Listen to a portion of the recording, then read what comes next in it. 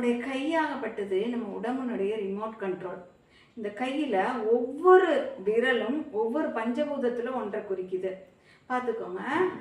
சுண்டு விரல் நீராகவும், மோதிர விரல் நிலமாகவும், நடுவிரல் ஆகாயமாகவும், ஆள்காட்டி விரல் வாயுவாகவும், கட்டை விரல் அக்னியாகவும் பாவிச்சிருக்கோம். இதில் இந்த முத்திரைகள்னு சொல்லப்படுறது இந்த 5 விரல்களினுடைய தொடு உணர்ச்சியில, செய்கையில உங்களுடைய உடம்பில் உள்ள ஒவ்வொரு உறுப்புகளையும் ஒவ்வொரு பார்ட்டையும் ஒரு இயக்கக்கூடிய சக்தி கொண்டது.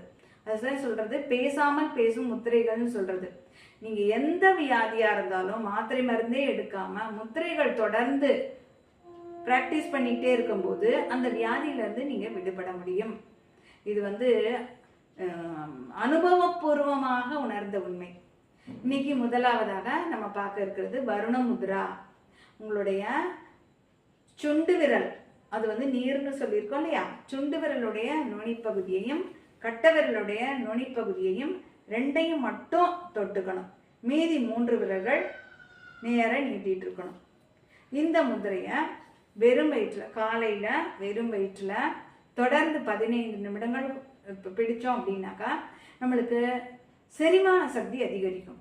நீங்க சும்மா ஒரு டெஸ்ட் பண்ணி பாருங்க. இந்த முதிரை வாயில இருக்க எச்சில் பூராத்தையும் குடிச்சிட்டு இந்த முதிரையை வச்சுக்கிட்டீங்க அப்படின்னா சில வினாடிகள்லயே வாயில மணமள மணமளன்னு எச்சில் வரும். இதுக்கு பேர் வருண முத்ரான்னு சொல்றது.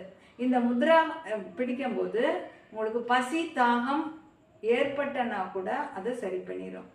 உங்களுடைய சாப்பிட்றதுக்கு ஒரு 10 நிமிஷம் முன்னாடி இந்த முதிரையை 10 நிமிஷம் ஹோல்டு பண்ணோம் அப்படின்னாக்கா நம்முடைய செரிமான சக்தி அதிகரிக்கும்.